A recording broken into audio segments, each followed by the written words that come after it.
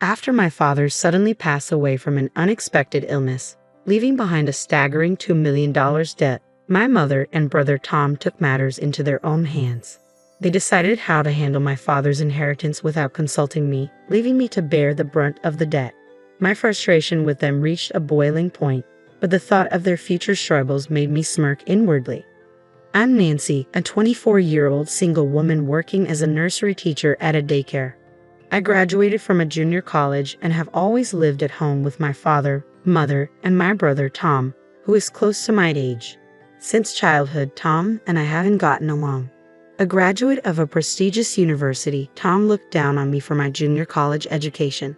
His arrogance was matched by his frequent mockery of my modest personality and average looks. With your plain appearance and lack of impressive credentials, who would ever want to date you? He would sneer. In reality, I do have a boyfriend, but I keep this a secret to avoid provoking Tom's scorn.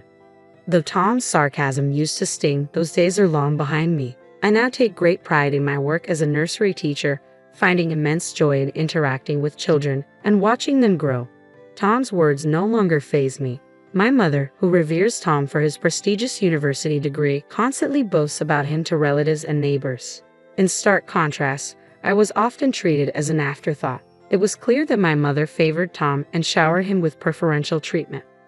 Unlike her, my father always had my back. Whenever my mother gave snacks exclusively to Tom, my father would secretly share the same treats with me. He would proudly express his admiration for my choice to become a nursery teacher, and I deeply cherished his supportive gestures and words. My father was the CEO of a small company where Tom also worked. Unfortunately, the company's financial situation had been deteriorating recently. Despite my father's relentless efforts to cut the deficit and his late nights at the office, Tom remained indifferent. I can't work for a company run by someone who looks so evenly poor, Tom said, resigning from the company to take a position elsewhere. Since her marriage, my mother had stopped working and fully dedicated herself to managing the household. With no experience in supporting my father's business, she didn't grasp the challenges he faced.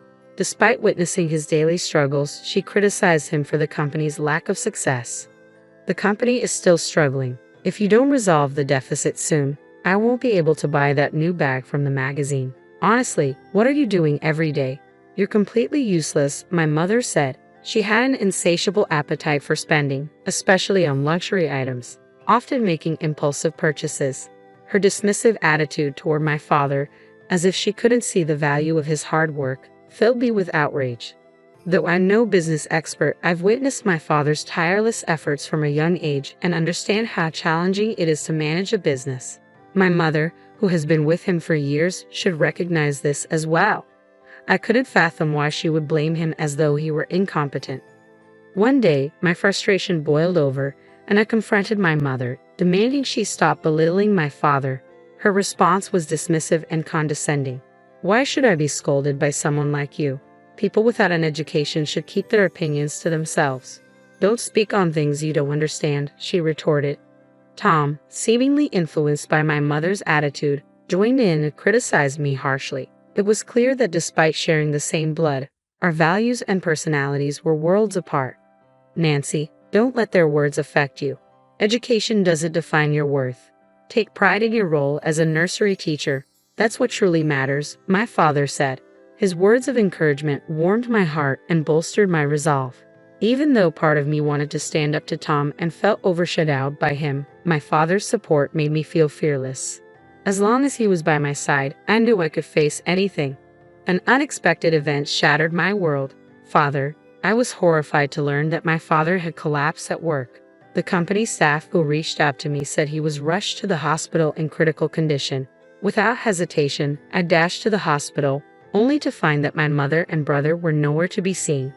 I'm too busy to leave. You'll have to handle Dad's care, my mother said.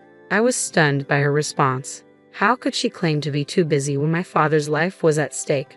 As a jobless person, surely she had more flexibility than I did. What could possibly be more important than being there for my father?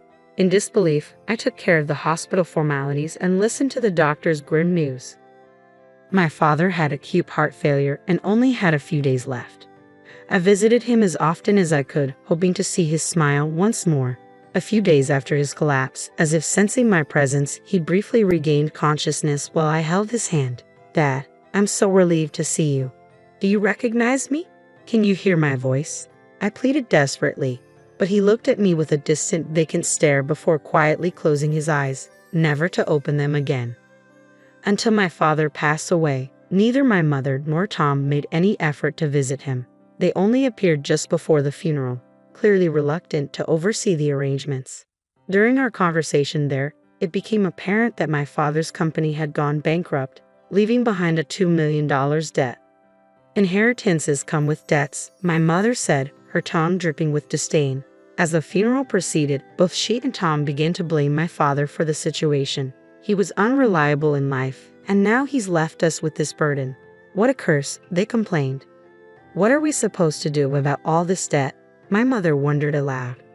"I have a suggestion," Tom said with a smirk, turning his gaze toward me. "Since Dad had such a soft spot for you, why don't you inherit everything? You can also take on the debt. It's only fair to repay the love you received from him," my mother added, her voice carrying a sense of cold expectation. Unbelievably, my mother and Tom were trying to offload both my father's inheritance and his debts onto me. Despite my father's passing, they were more concerned with their own interests than with mourning his loss. They had always belittled and ridiculed both my father and me, seeing us merely as tools for their gain. However, I had a plan in reserve, something my father had asked me to use if anything happened to him. It was time to put it into action. I decided to keep my true intentions hidden and reluctantly agreed to their demands, all while secretly preparing to execute my plan. "Understood. I will take on the entire estate, including the debt." My easy acquiescence surprised both my mother and Tom, considering I was assuming a $2 million debt. They probably anticipated more resistance from me, but their satisfaction in offloading the burden onto me seemed to eclipse any surprise. They looked at me with a mix of triumph and condescension. "So, you're actually going to pay off all the debt? We appreciate that. It's lucky for us, even if I don't quite understand your thinking. You really are quite naive, though. I suppose that's to be expected given your limited education," Tom said.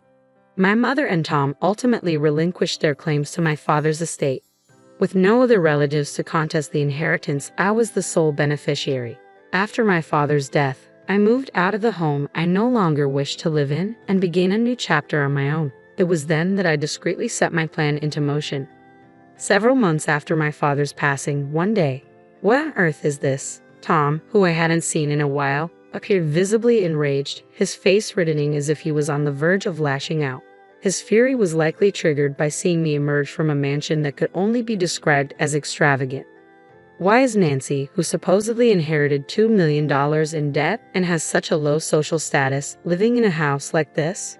It was clear that this was the question Tom and my mother would be asking. "Seeing your astonished faces is quite the reunion after so long. I'm glad to see you're doing well," I responded. "Who do you think you are? Making jokes with no education. I want to know what's going on," Tom snapped. "This is where I live. Is it really so surprising to see me coming out of my own home?" Tom, growing increasingly agitated, advanced toward me. However, as a nursery teacher accustomed to lifting children daily, I had developed more strength than the average woman. Tom, who led a sedentary lifestyle and avoided exercise, was comparatively weak. I swiftly overpowered him and had him on the ground in no time. He looked utterly bewildered. As Tom lay on the ground and my mother rushed to his side, I smiled and began to explain.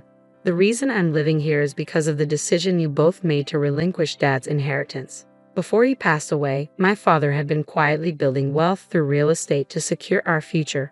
Despite the company's debt, the market value of the properties increased significantly after I inherited the estate. I sold them at the right time, and even after accounting for inheritance taxes, the profit from the real estate exceeded $5 million. My father had anticipated this rise in value, which is why I took on the inheritance, despite the debt. Instead of using the proceeds to pay off the $2 million debt immediately, I first ensured that the employees of my father's company were fairly compensated. Additionally, I received a life insurance payout of $3 million. The amount was truly staggering. Wait a minute, life insurance is usually paid out to the spouse, right? My mother interjected. It appears Dad changed the beneficiary to me, I explained. He had informed me of this while he was still alive. My father was deeply troubled by your harsh words and excessive spending. To ensure that his life insurance money was used wisely, he trusted me to manage it and change the beneficiary. I have a dream that I've kept to myself, one to support and nurture children facing economic hardships. With the funds from my father's estate and the life insurance payout, I built a large house that could easily be called a mansion. While continuing my work as a nursery teacher, I am also applying the real estate investment skills I learned from my father to steadily grow my assets. After explaining everything, my mother and Tom were enraged, their voices rising in anger. "This is absurd. Why didn't you tell us something so crucial? If we had known about the real estate, we never would have let you inherit it." I responded firmly, "Dad anticipated that you would react exactly like this if he knew. That's why he kept it a secret, to prevent you from claiming everything. I didn't expect you to respond just as he predicted, but it seems he was right. What are you talking about? Regardless, we deserve our share of the inheritance. We have a right to it." I was taken aback by my mother's audacious demand for a portion of the assets. It was clear that when it came to money, people reveal their true nature. My mother and Tom were showing their cowardice and arrogance, just as I had always known them to be. "You both forfeited that right when you renounced the inheritance. It's not possible to reclaim it now. I cannot hand over the hard-earned assets my father accumulated to people who are consumed by their own greed. The ignorant, uneducated one just won't stop whining. Quit your nagging and hand it over now," Tom shouted. Despite their continued baseless complaints, I had no choice but to call security to have them removed. They left quietly after being escorted out. In the following days, security footage showed them loitering near my house, trying to find a way to claim my father's inheritance. Their persistence was unsettling. Using the footage, I reported them to the police as suspicious individuals. After that, I no longer saw my mother or Tom around my home. After some time had passed, I learned about my mother and Tom's situation from a family friend who had been close to us for years. Tom had found a new job, but his self-centered attitude quickly earned him a poor reputation. Within less than a year, he had alienated his boss and was relegated to menial desk work, a far cry from the special treatment he had enjoyed as the president's son at my father's company. Eventually, the harsh work environment took its toll, and he left the job. His tarnished reputation made it challenging for him to find new employment within the industry. "Why aren't you working? Stop lazing around," my mother would admonish. "It's not like I'm just sitting around doing nothing," Tom would retort. "What kind of effort are you putting in, you useless, unemployed person?" my mother would criticize. After witnessing Tom's failure, her attitude toward him changed drastically. Once doting on him, she now blamed him for his incompetence and joblessness, growing increasingly cold and distant. The shift in my mother's behavior placed immense psychological pressure on Tom, eventually leading him to become a recluse. Having relied on my father's income for years and never having developed the skills or inclination to work, my mother now faces financial struggles alongside Tom. Both are struggling to make ends meet. As for me, I am happily married to the man I have been dating, and we now live in the large house I own.